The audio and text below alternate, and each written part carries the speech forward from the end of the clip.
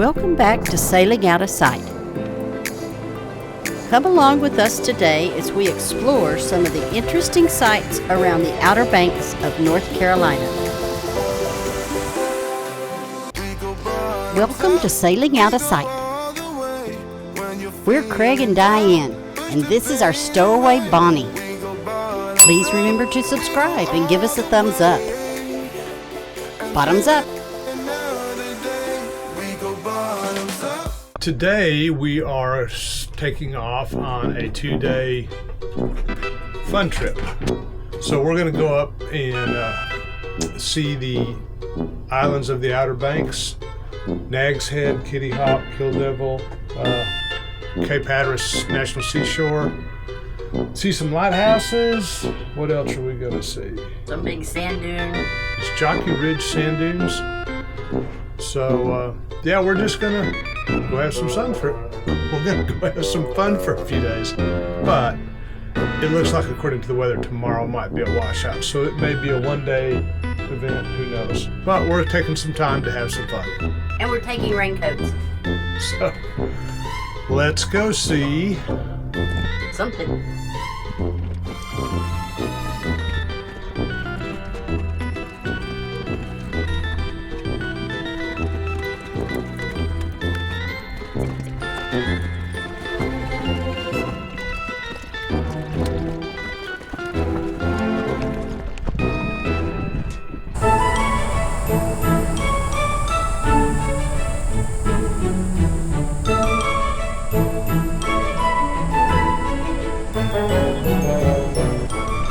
So what's we doing?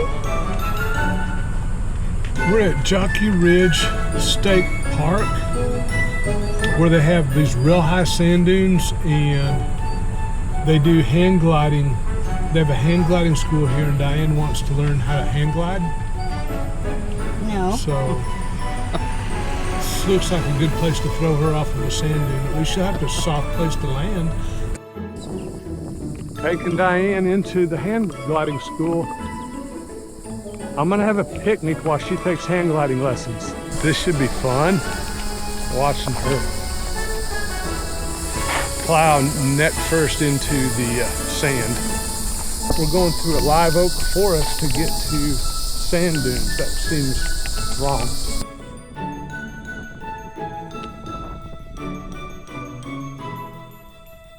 I'll pull my shoes off. We got lucky. The rain had just stopped and it settled the sand, and it made the sand nice and cool. So I guess we're gonna follow the footprints. I'm not sure which one of those gliders will be Diane's. Okay, here I go. Whee! No, I'm just kidding, but it does kind of look fun.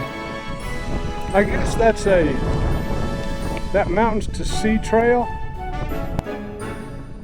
The Mountain to Sea Trail is a footpath stretching almost 1,200 miles across North Carolina from Kuwahi in the Great Smoky Mountains to Jockey Ridge on the Outer Banks. Jockey Ridge State Park is home to the tallest living sand dune system on the Atlantic coast. Just what is a living sand dune, you might ask? They are sand dunes that constantly change shape and size due to the wind. So I believe this here is the inside of the Outer Banks. This over here behind me is the Atlantic Ocean. I'm certain about that. Flying is a popular sport here on the dunes. Hand gliding is a popular sport. It's popular with everyone except... We're at the Currituck Lighthouse in Corolla, North Carolina, on the Outer Banks.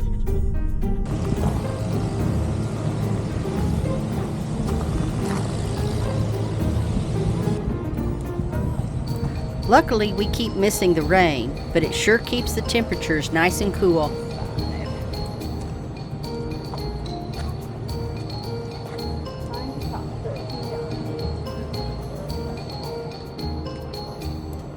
The Currituck Beach Lighthouse was built in 1875 and was the last major brick lighthouse to be illuminated or lit on the Outer Banks. In the early 1870s, the U.S. Lighthouse Board stated that lives, ships, and cargo continued to be lost along the 40 miles of dark coastline that lay beyond the reaches of existing lighthouses. In 1873, the U.S. purchased property between Cape Henry and Body Island lighthouses. On December 1, 1875, the beacon of the Currituck Beach Lighthouse filled the last remaining dark space on the east coast.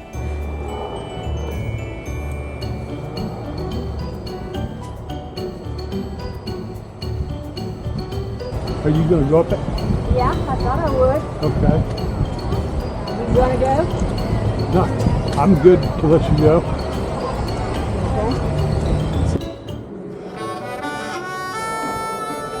Here's some interesting facts about the Currituck Beach Lighthouse. Approximately 1 million bricks were used in the construction of the lighthouse.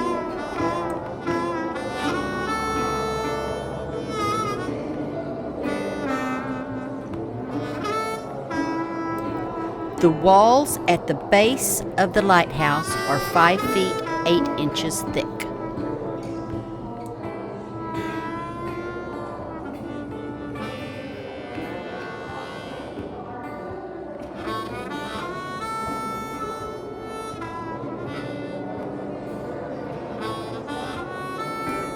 From the top of the roof to the ground, she stands 162 feet tall.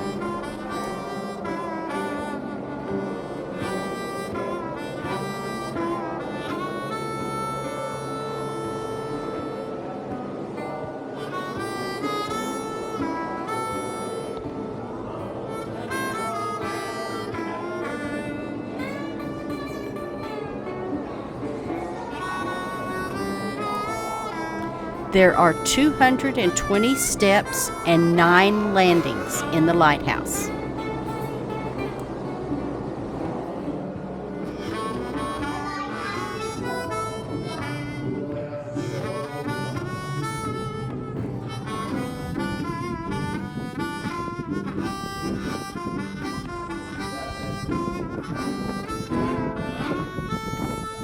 Her light can be seen for 18 nautical miles.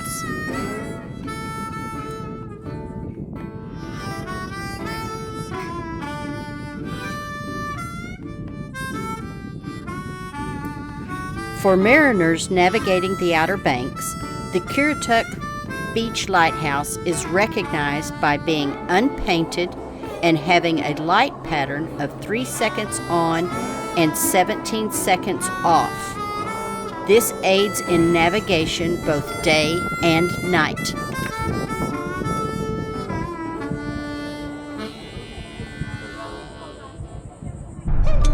So where are we headed to now? Next stop is Jeanette's Pier. I think it was built like in the early 1900s, 1930s, something like that. But it's supposed to be one of the best fishing piers on the East Coast. 1,000-foot long concrete pier out into the and I'd like to see that. Made it to. It's supposed to be the best fishing pier, or one of the best fishing piers on the Atlantic coast. So let's walk out on this 1,000-foot pier and see what it's like. It should be fun.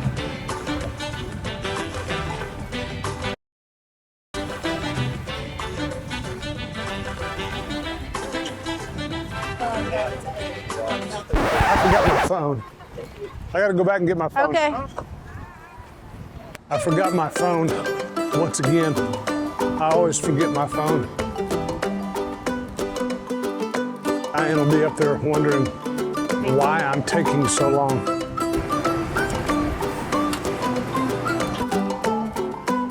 You're gonna have to go out there by yourself. No pets. No pets? Mm-hmm. So, no So pets. you want to walk out on So the sand first just to see? if it's not too hot, let's see. They won't let you take dogs out on the pier. Wait a second, Bunny. Wait. Okay. Shouldn't be too bad. No, it wasn't. Wait, Bunny. Gotta get my shoe on.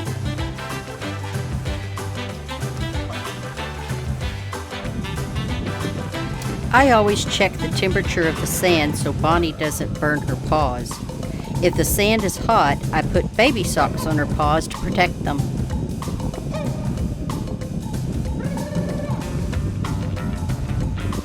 It's a little windy today. It's a little windy, and that pier's cool, but it's not worth paying money to go out on Yeah. unless you're gonna fish. Guard stand needs to be set back up. Yeah. Lifeguard stand's kind of sloping. Maybe they like it that way. Maybe so. Even though it's a very windy day, people are sure out enjoying the beach today.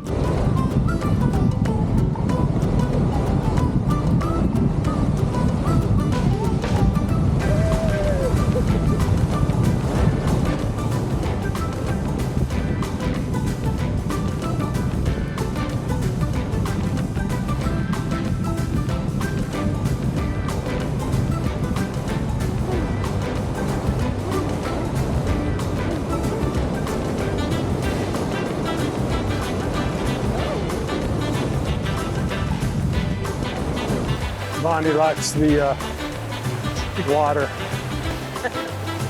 Come on. Big one.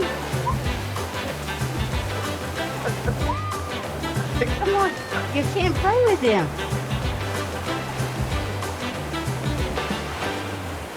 Okay. Come here. Let's get some. Here, wait. I just want to get the salt water off of you. Stop. I want to get the salt water out of you. Salt water. You need to train your dog to know what a foot wash is. Yeah, it's because it's cold. I just want to get the salt off of her more than, but she's going to have so much sand on her anyway. Okay, turn around this way. Turn around. Okay, let's get this.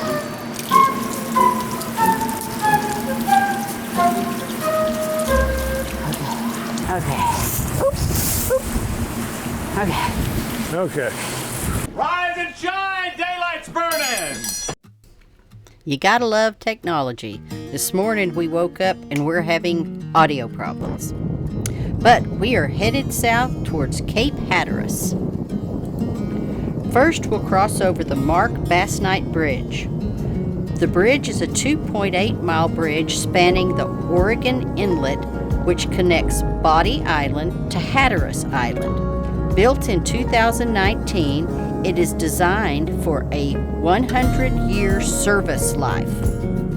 Don't know who will be around to check.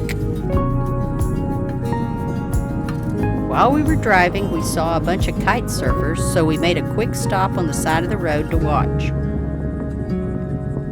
No, those aren't birds you're seeing, those are the kites.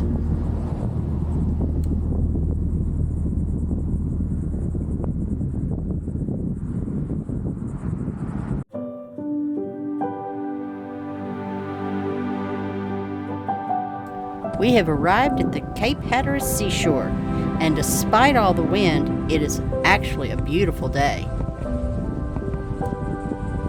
We'll take a little walk across the boardwalk to see what the beach looks like.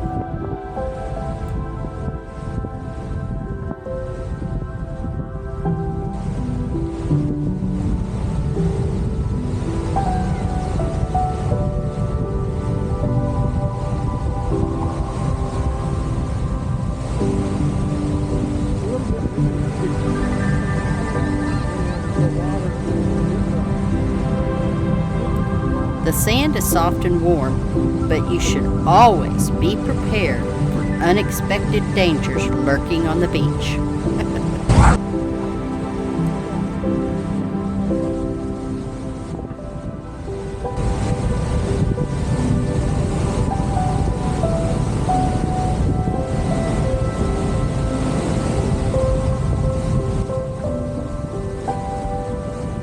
What's the water temperature? It's too awesome. Bonnie would love to be running down this beach, but that's a no-no because dogs have to be on their leash. So she's going to be happy just jumping around in the waves. But even on this calm day, the power of the waves is evident.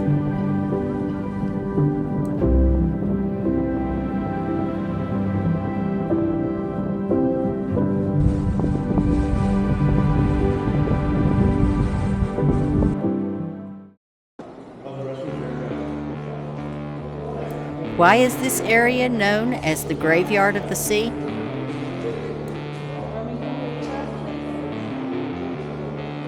It's here where the cold waters of the Labrador Current flowing from the north meet the warm waters of the Gulf Stream flowing from the south. The combination is the perfect recipe for treacherous seas and turbulent weather, making the Outer Banks the graveyard to over 5,000 known shipwrecks.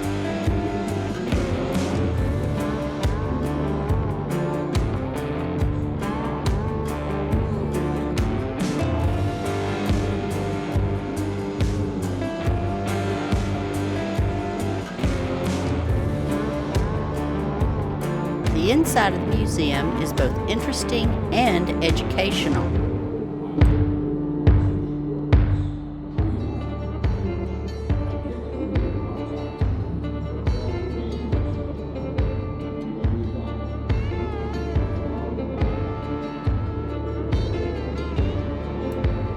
There are activities at the museum for kids.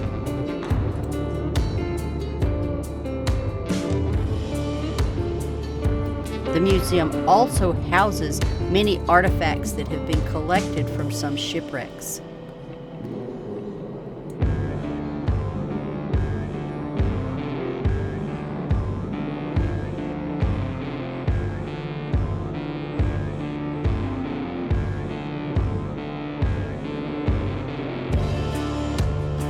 There is a section dedicated to our brave men and women of the U.S. Coast Guard. They are also known as Guardians of the Graveyard.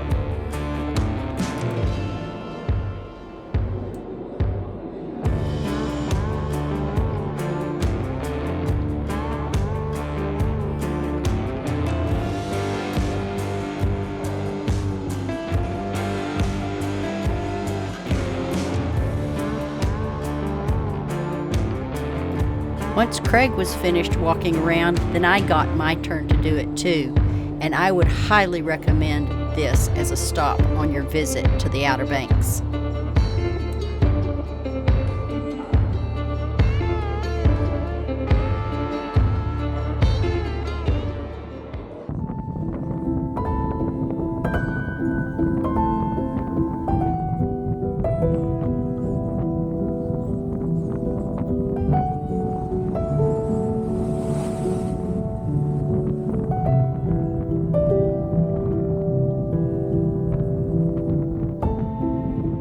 The current lighthouse is actually the second lighthouse constructed at Cape Hatteras. Due to encroachment of the seas, the lighthouse was replaced with a four-legged steel skeleton structure, and the lighthouse was abandoned. However, in 1942, when German U-boats began attacking ships offshore, the Coast Guard resumed control of the lighthouse and used it as a manned lookout for Torpedo Alley until 1945. Once again, with the seas encroaching, the lighthouse was in danger, so in 1999, the entire 200-foot, 5,000-ton structure was moved to her current location. She is a double helix stripe on white background with a flash pattern of 1 second on, 6.5 seconds off, visible at 20 nautical miles. She has 257 steps to the top with 8 landings.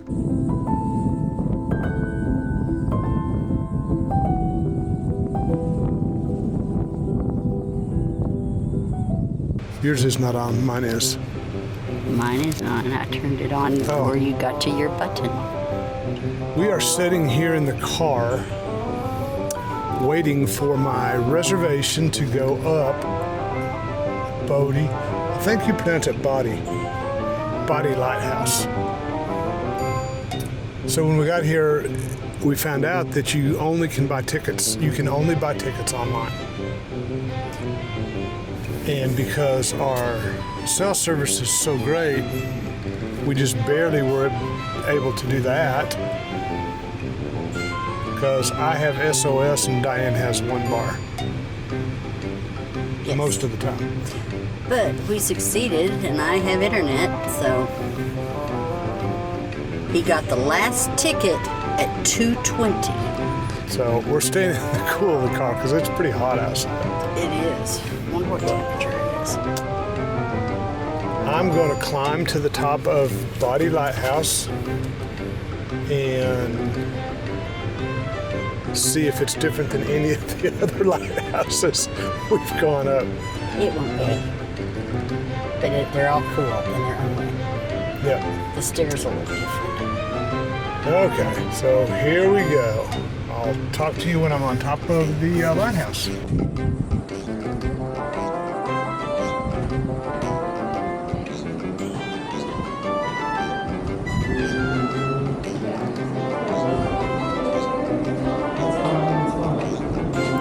You'll notice each person has to go up individually, and as they get to the landing, they will say clear for the next person to start.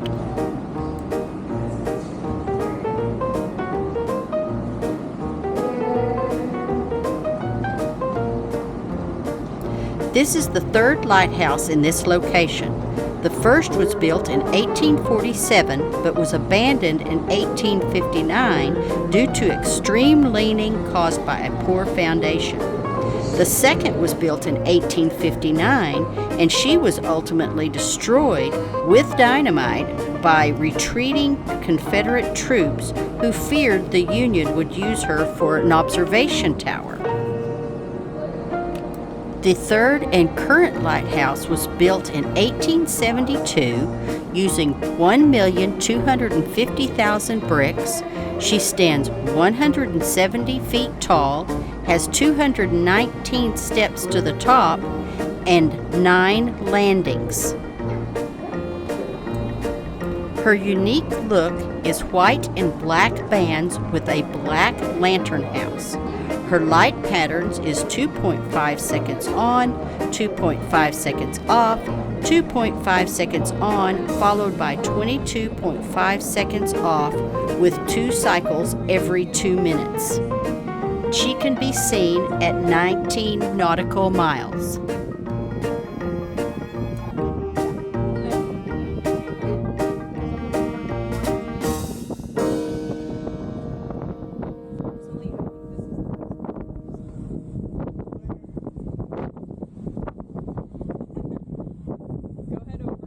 On the ground, 1, 2, or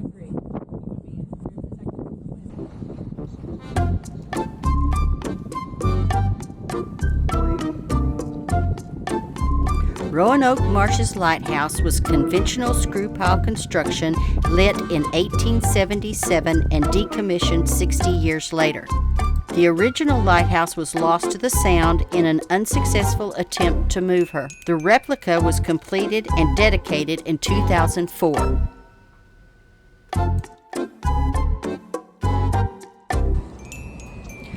While we were here, we decided to check out the little quaint town of Manteo. With its little shops and eateries, I decided it was time for me to buy something for our grandkids and leave Craig and Bonnie to their own devices. Okay, so actually while she's shopping, I'm gonna walk over here just a little ways and see what this marina area looks like. This is a cool little place. Kinda old. Well, it's pretty old, but it's cleaned up and looks like a happening spot, really, if you ask me.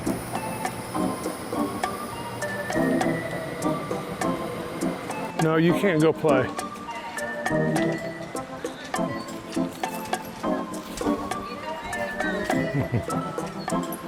There's lots of dogs here now.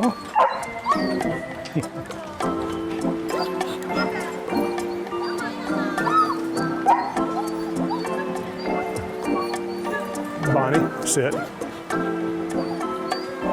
Okay, let's go back out here. Come on.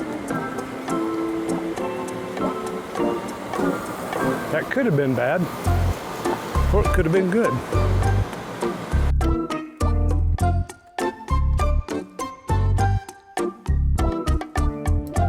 Mission accomplished.